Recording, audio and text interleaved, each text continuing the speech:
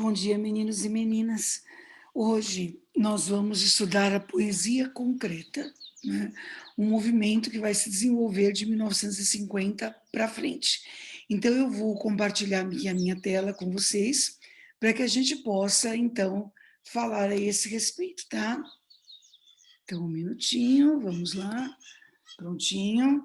Então, essa poesia vai se desenvolver aqui no Brasil a partir da década de 50. Esses nomes que estão aqui, Haroldo de Campos, Augusto de Campos e Décio Pinhatari, são os grandes nomes da poesia concreta no Brasil. Tá? Então, que tipo de poesia é essa? Então, vamos pegar o contexto primeiro. Ela vai refletir a modernidade à medida, por exemplo, em que essa poesia ela foge completamente ao que nós costumamos chamar de poesia tradicional. Não existe estrofação, por exemplo, não existem versos tradicionalmente colocados um embaixo do outro, não é?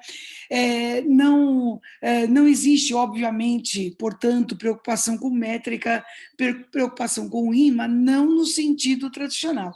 Então, é uma poesia que foge completamente aos textos conhecidos nossos. Não é? Em termos de conteúdo, ela vai mostrar um lado crítico muito grande. Algumas são brincadeiras, né? Mas muitas, brincadeiras de palavras, jogos de palavras mesmo. Mas as grandes poesias concretas, elas vão refletir essas situações que são vividas no mundo na década de 50, seja a industrialização acelerada, seja a vida urbana, né? Não é uma poesia voltada para o campo, por exemplo, né? Ou voltada para uma realidade nacionalista, mas a ideia é ler o mundo de forma crítica e principalmente com todas as linguagens que esse mundo pode nos fornecer, né? Com todo o material semiótico possível para que a gente possa mostrar da forma mais concisa, mais sintética e mais expressiva possível o que é essa industrialização acelerada e o que é essa vida urbana, né, que se vive na década de 50. Mais precisamente, esse movimento vai se iniciar no Brasil em 1956 com um grupo chamado Grupo Noigrandes. Se a gente for comparar essa poesia com as gerações anteriores do modernismo, nós vamos ver que ela se aproxima mais da geração de 22. Essa geração segunda, por exemplo, ela até utiliza formas tradicionais. Nós vimos sonetos feitos à moda de Camões em Vinícius de Moraes, por exemplo. Né? Agora, lembram-se da poesia da primeira geração? O poema Pílula, o poema Minuto. Lembra-se daquele poema do Oswaldo de Andrade? Adolescência, aquele amor nem me fale. E é só isso, tá certo? Enfim, nós temos poemas na primeira geração que contestam, né? Que questionam a forma tradicional de poesia. Então, qualquer momento vira poesia.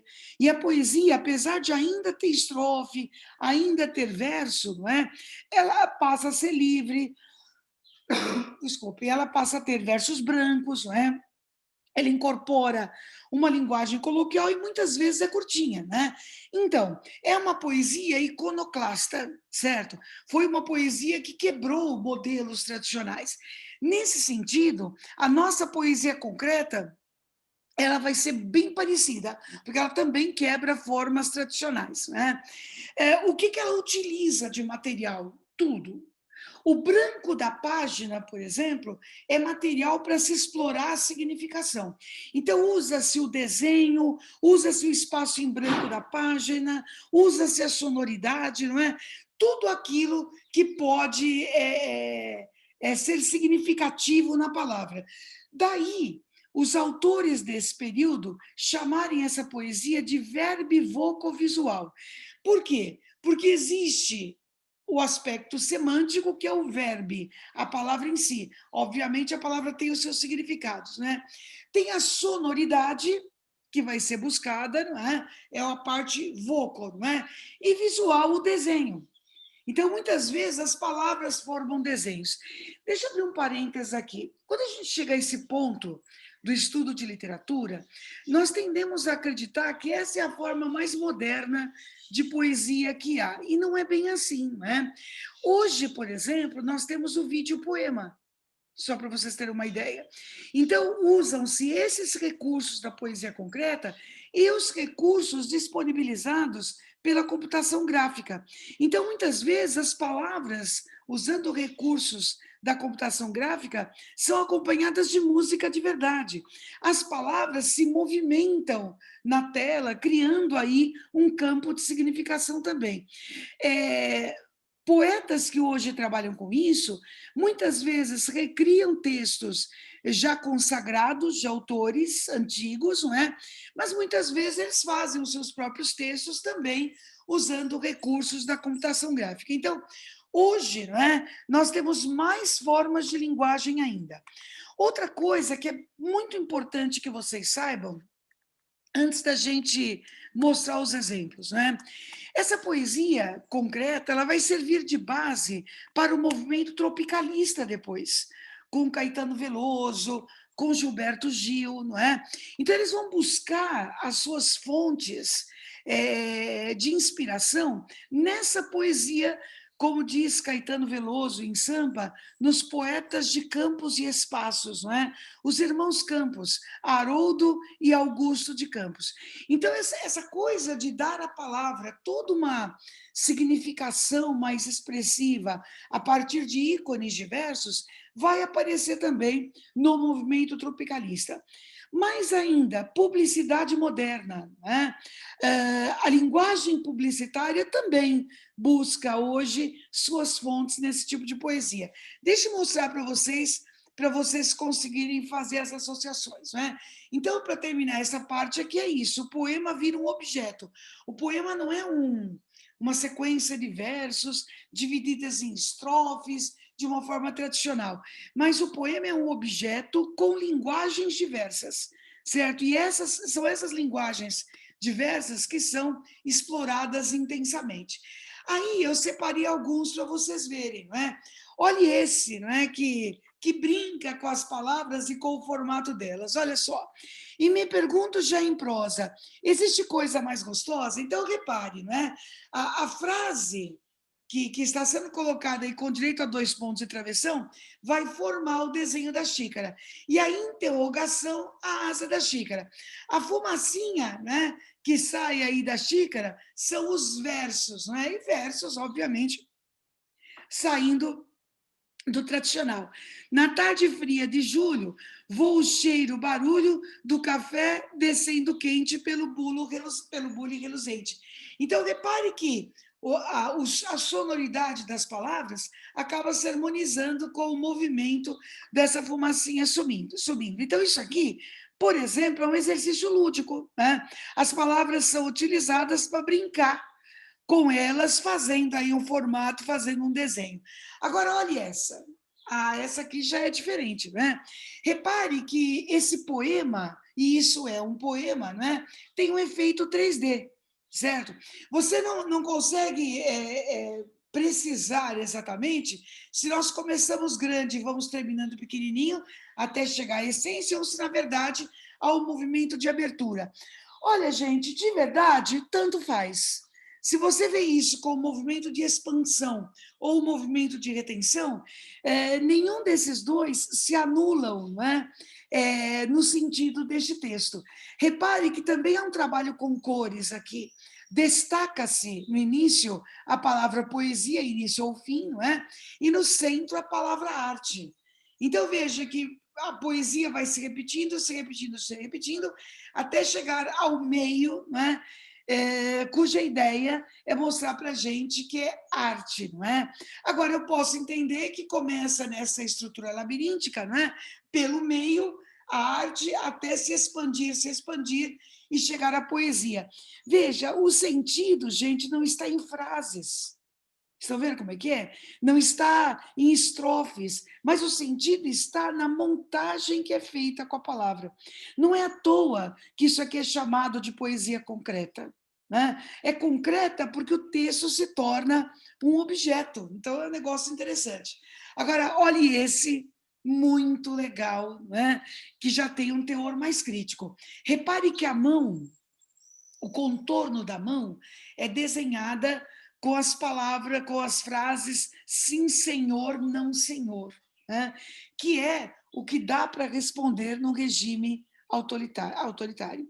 E em vermelho, fazendo o formato da boca, nós temos um cálice, certo? Então, cálice aí repetido 4 vezes, né? E a mão ali na frente dizendo, deixando claro que a gente não pode abrir a boca, a não ser para falar sim, senhor, e não, senhor. Veja que aqui nós já temos um texto mais crítico, certo? Repare que a palavra, a imagem, eles falam por si mesmos. Não é isso? Não é preciso haver frases longas, não é preciso haver uma verborragia, né?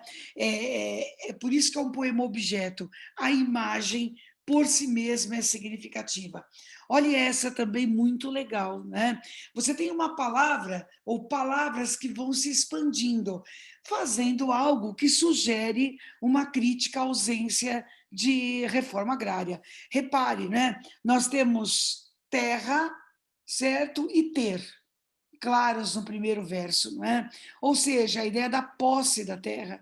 Mas conforme isso vai se expandindo, palavras vão se formando, né? Ara, rara, tá certo? Até chegar a isso, né? Terra, ara, terra, né?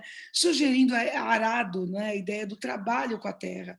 Então, a terra nas mãos de quem trabalha nela, né? Erra-se, sugerido também no verso anterior, né?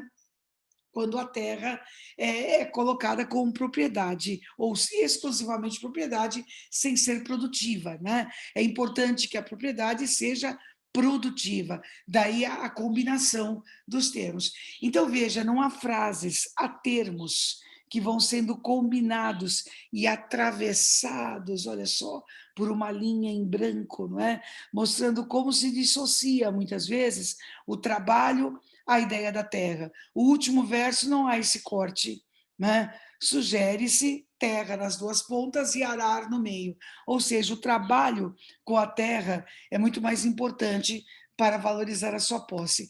Agora, não daria para dar uma aula como essa sem mostrar este, né? O poema Lixo.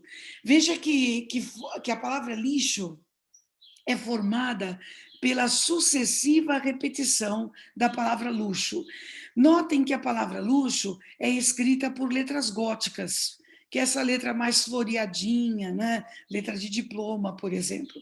Então, esse luxo, esse lixo, né? Ele é formado pelo acúmulo do luxo, ou seja, né? A crítica aqui é clara, a crítica é ao consumismo, certo? Esse excesso, né? Esse ser que as pessoas associam ao ter, né? Só vira isso aí, um monte de lixo, que é, a gente sabe muito bem, um dos problemas da modernidade. Não era um problema apenas na época dos irmãos Campos, né? Mas é também um problema da modernidade.